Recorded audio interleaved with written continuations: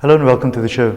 Now this week, as you know, I've only been chatting to people from the media and very famous people and people that I know personally. Aashia Laatoe is here from the Voice of the Cape radio station in Cape Town. Welcome to the program. Thank you so much, Faizal, for the invitation, and I'm happy to be here. I'm happy you're on that side of the seat because all the years that you guys are chatting to me, I'm normally on that side and you guys are on this side. So the questions are coming from me today. Most definitely, Faizal, this is completely reversed, I must admit, and also, this is the face for radio, not for television, so we're hoping that people will be happy with what they're seeing as well. No, not at all. It's nice for people to actually see people from radio. They listen to their voices all the time, and it's nice for them to see you finally, perhaps on some other shows also.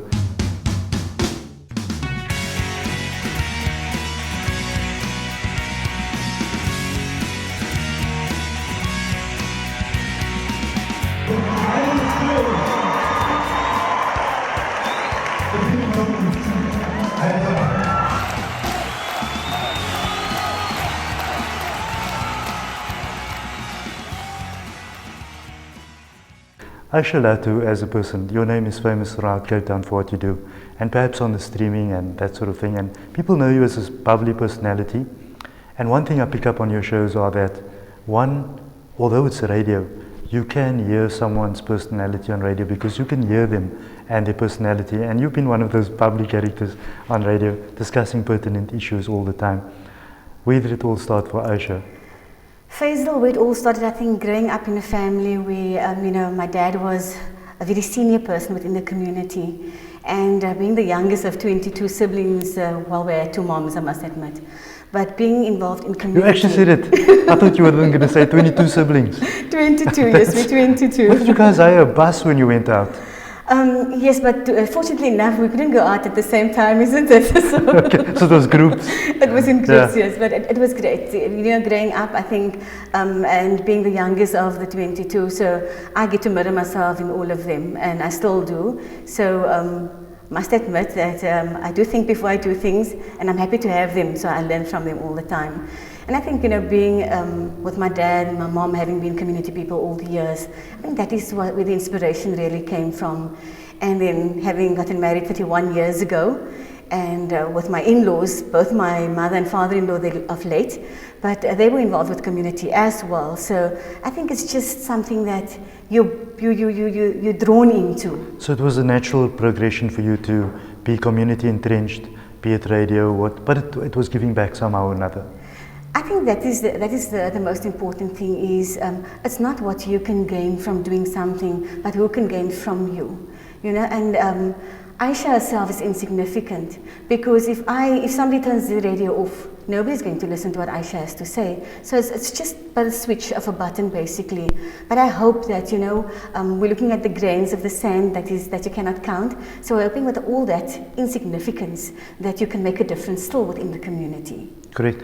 You've got very interesting hallmarks with regards to your history. It's at 22 kids. I'm still trying to get past that one.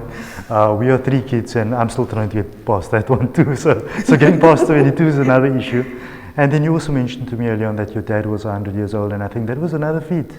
Yes, indeed. Look, he was over 100 years old when he had passed on. But when one looks at the strides that he had made within community himself, being a community person, we're looking at the Habibi Sufi Masjid with his involvement there as a younger person then, and then moving on with the establishment and being a founder member of the masjid in Surrey Estate. And then, it's like there was never rest. He always wanted to move on and make a difference.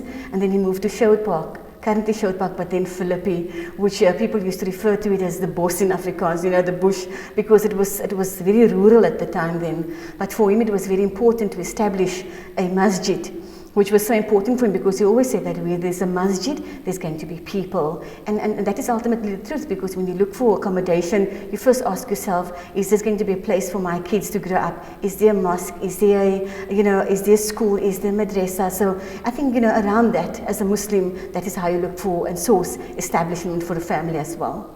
Correct. When you look at the history of your father and your parents, I know that wasn't the Laatoe component of you because that came on when you got married. Indeed. So what surname was he going as? We went on Hanif at the time. That is my maiden surname. I'm very proud to be a Hanif, yes. I must admit.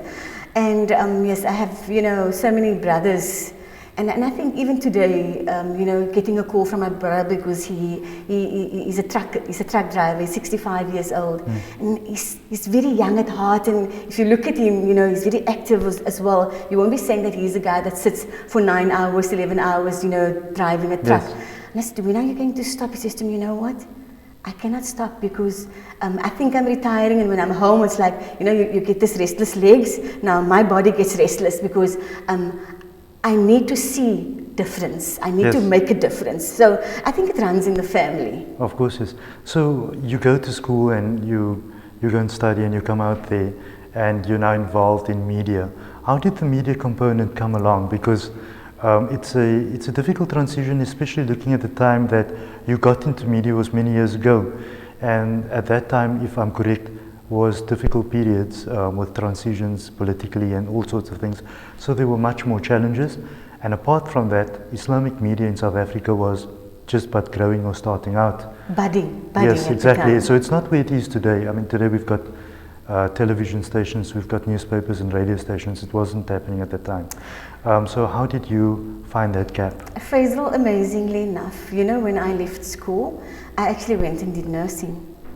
Oh, that's interesting. Yes. Okay. And I can't see you with that nurse's clothing and that syringe in your hand. It just doesn't. And then, you know, when I got married, Mahmoud asked me. Mahmoud is your my husband. Yes. You cannot, you know, we cannot pass one another. I'm coming home from work and you're going to work.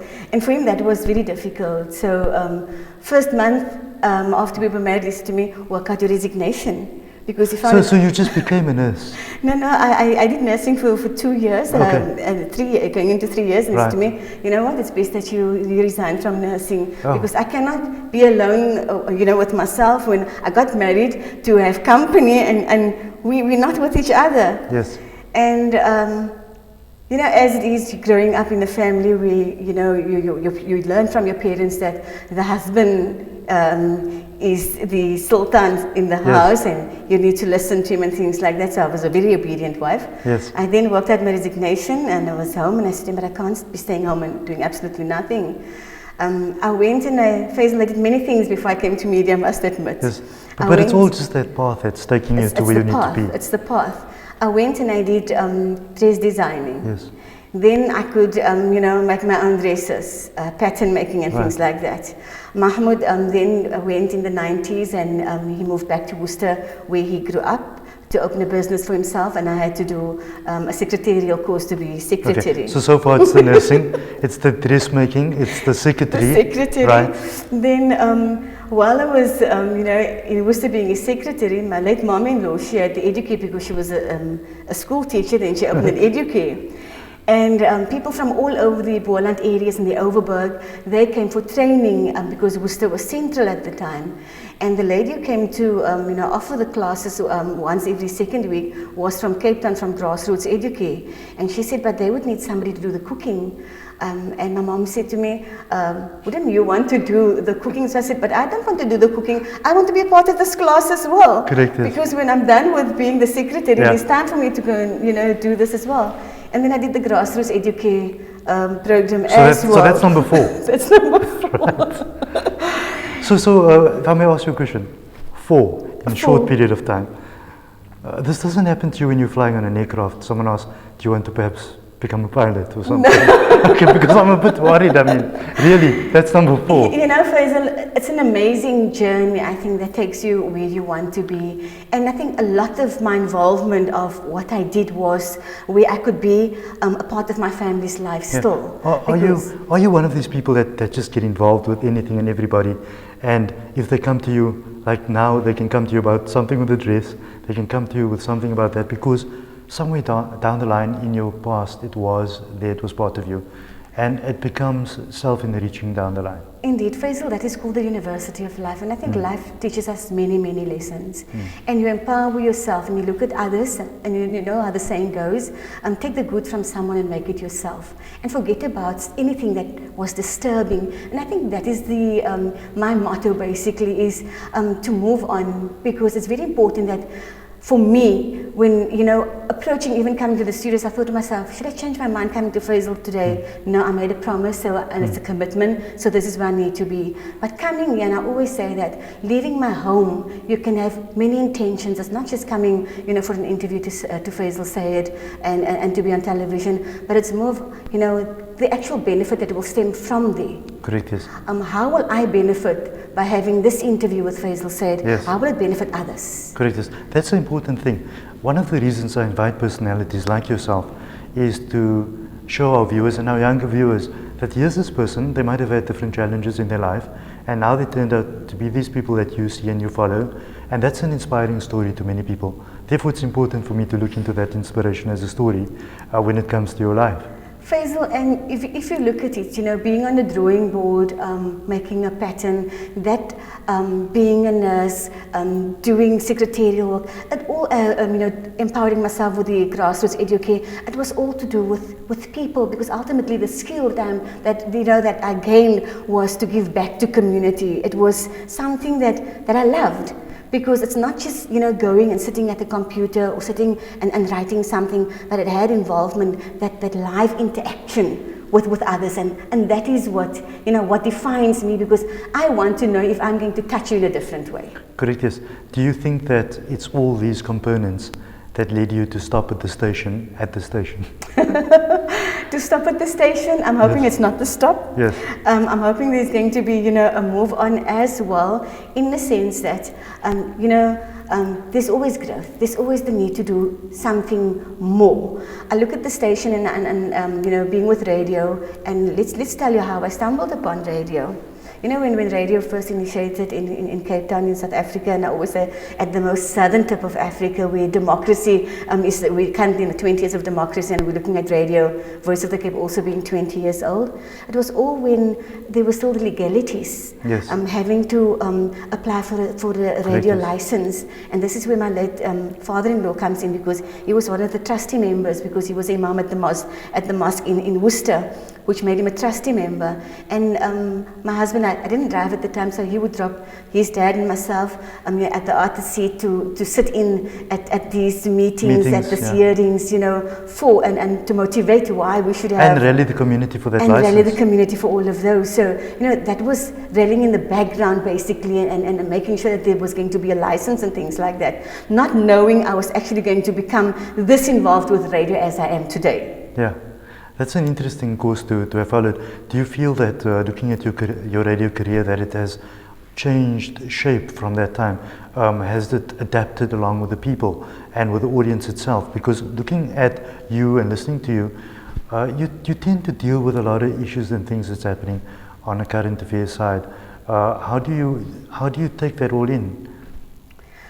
Faizal, you know, it's good that you have an understanding, you know, community, husband, and especially within the home environment. And I look at my kids, they're grown, but they were my biggest critiques, I must admit. You know, because remember, radio was absolutely new to everybody at the time, and going on to radio was totally different to coming on television, for that matter. So it was, you know, you need to know your cues and when to do things and how to do things on radio, because the background that we always had was different. The exposure was never there. So now, being new, going onto radio without formal training and things like that, because those all only came afterwards.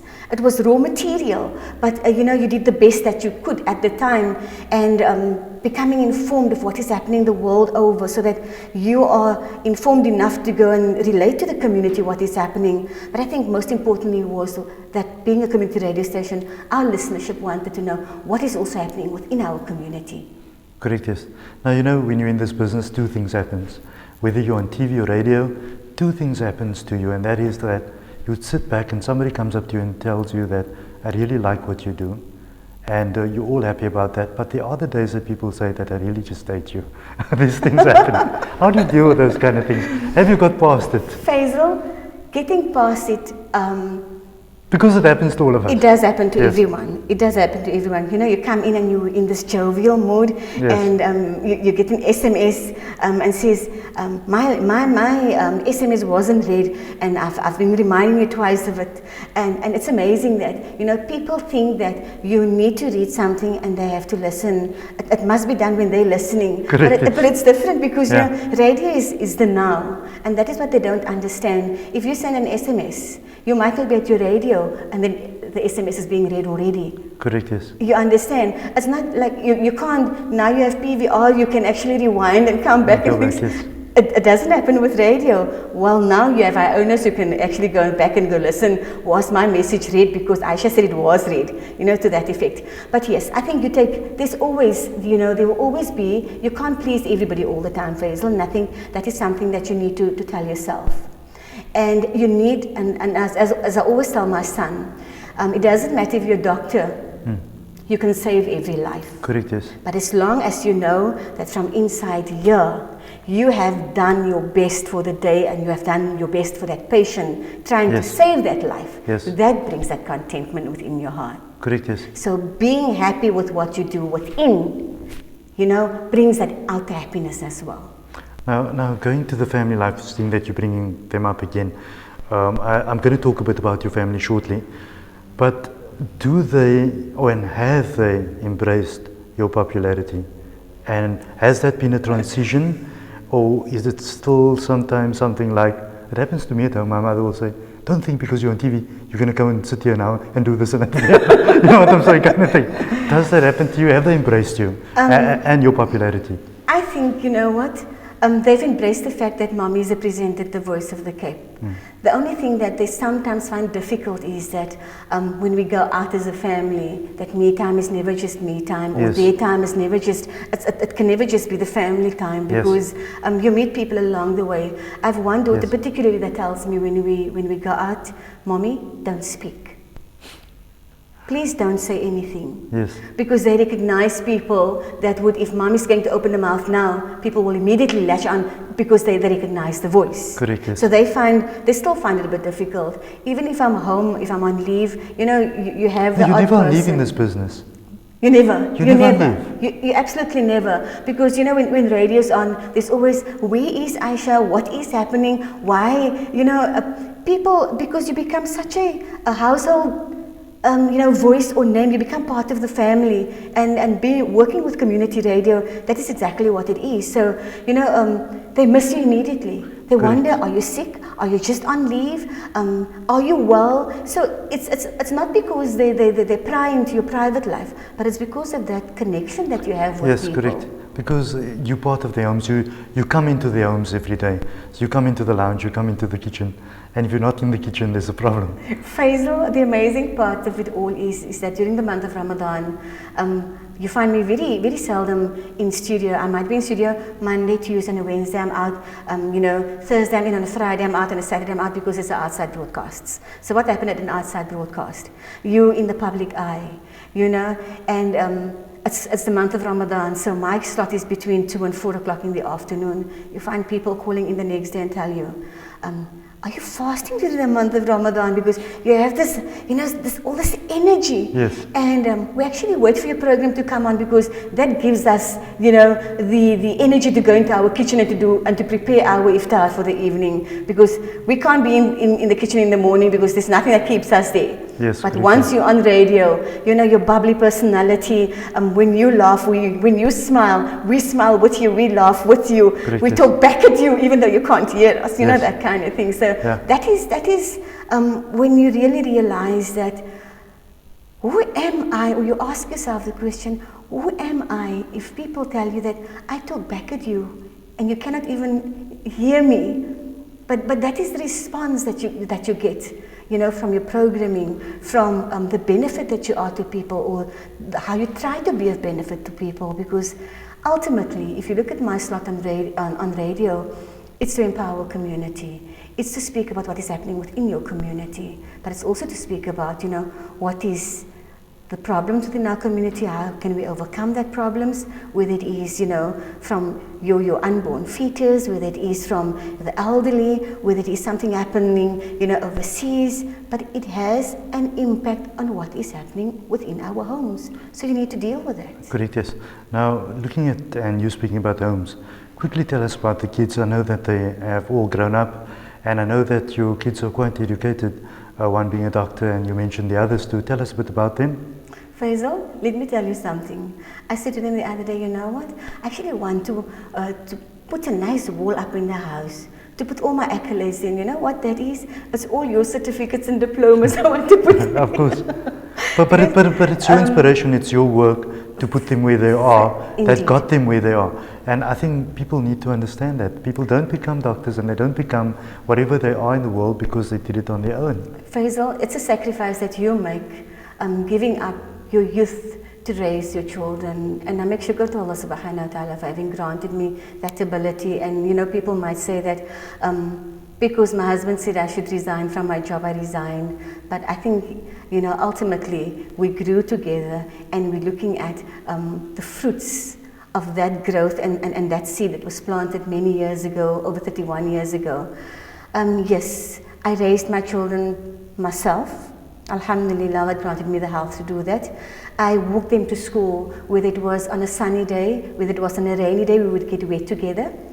We would, walk under the umbrella together. I would make the sandwiches myself, and I would always say, this is a sandwich packed with love. Because they would always ask me, why don't we get money to school like other children? And I asked them, did the other children who came to school have the sandwich packed for them? Yes. No, Mommy, then I say, because you know what? Their mom had to go out to go and work. And so she gave them money, thinking that he was going to buy something to nourish him. But Yes. Mommy's making this for you because I make it with love. Yeah. And I want you to have a sound education. And one day you're going to look back at this and you're going to thank me for that. Yes. Because money is not, all that, I will tell them. But this is how we share the love and how we spread the love. So the next time you see your friend, you share your sandwich with him. Very interesting, Surya. I like the closeness. I like the family involvement. I like the fact that our viewers right now are thinking there's definitely more to this voice that we listen to on radio, because a lot of times they don't think that there's more to you. When you switch off the radio or you end your show, that I never switch off, Faizal. That doesn't mean that you've gone to bed. You wake up in front of the screen. There's a life that goes on beyond that, and that's important. As we end the show, your husband, I know that he brought you to the studio and Yes. you chatted for a while. He actually wanted to be here, but I think he needed to pick up the grandkids or the kids, I'm not sure, he said something to that nature. But a bit about him, and is he an inspiration to you? Faizal, I think Mahmoud, you know how people say your husband, he is your life. Mahmoud brings life and gives life a different perspective. Mahmoud has become a part of me 31 years ago. We've grown onto each other. And when you're newlywed and family comes and tells you, can we go out? I'm the youngest, so my sisters, they always had this great concern for me. Which sisters you have? How many siblings? 22. So I'm going to ask how you deal with Look, that. we have our close siblings. So you from do my have mom. groups Yes. that are more and more your age kind Yes, of thing. yes. Look, I'm the youngest. I've lost one of my sisters from my mom, Yes. and I've lost a brother as well. And we've been extremely close as sisters, because I'm the youngest. I could always teach them something because of my many experience that I've had, even with my nursing background and things like that.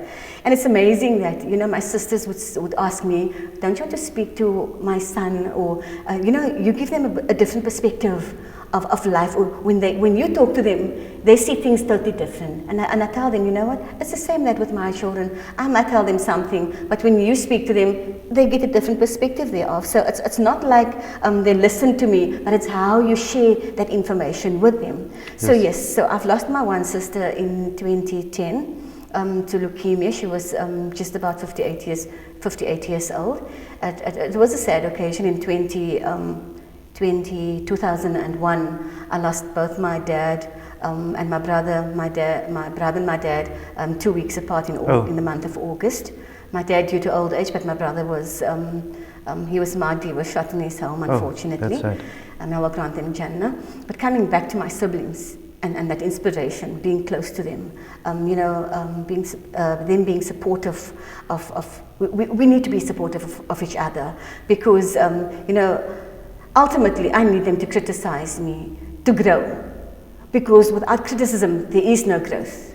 That is what I believe. With my children, the very same. They're my biggest critics, I must admit. I started with radio, Faizal, doing a midnight slot from 12 until 2. Over weekends I would work from 12 until, the next morning at 6 o'clock. And they would sit up and listen, or they would record my sessions. So they could give you the feedback. So they would give me feedback, and that is what I loved about them, because ultimately we became committed in that. But you want to know about my husband? Yes. coming back to my husband, Mahmoud is my support. Initially, from an Islamic perspective, he would always tell me, you cannot go alone to the studios because it's midnight. He would take me to the studios. My son was Baligh at the time, so he would tell Najib, I will drop you with your mommy at the studios. There was always a great concern that we shouldn't do anything out of the fold of Islam, subhanAllah. And for that I'm forever grateful, that nurturing. People might be thinking it's that hold over you, but I think, when there's a great understanding, that is where nurturing comes in, and that mutual understanding comes in as well. Initially, I have always been referred to as Aisha, Mahmoud's wife, and then eventually as Aisha. It's Mahmoud, Aisha's wife. Aisha's husband now. Aisha's husband, but we have this mutual understanding where we have respect for one another, because Mahmoud, in his own field, he's a qualified quantity surveyor, professional quantity surveyor. He lectures, which means Mahmoud is also, his involvement with students, with people, and with community, because we're very much involved within our communities as well. Masjid committee, serving on Masjid committee, on the Madrasa committee. So we have that same, outlook in life. We have that mutual interest to expound, to give back to community, alhamdulillah. And it's not about, if my child cannot benefit, I'm not going to do something, because it ultimately has to be around my family and I know. Aisha, we've reached the end of the show. There's still so much that I want to talk to you about that's not happening right now, because this always happens. When I get people from radio and TV, I know that a script is not needed and all the information is going to be there. But it's been interesting having you, and I would like to have you back soon. Thank you for joining us. You're welcome, Faizal. Shukran so much for having me. Thank you. Aashia Laatoe from, finally, The Voice, rather the face to The Voice that you can put there. Until next time, goodbye.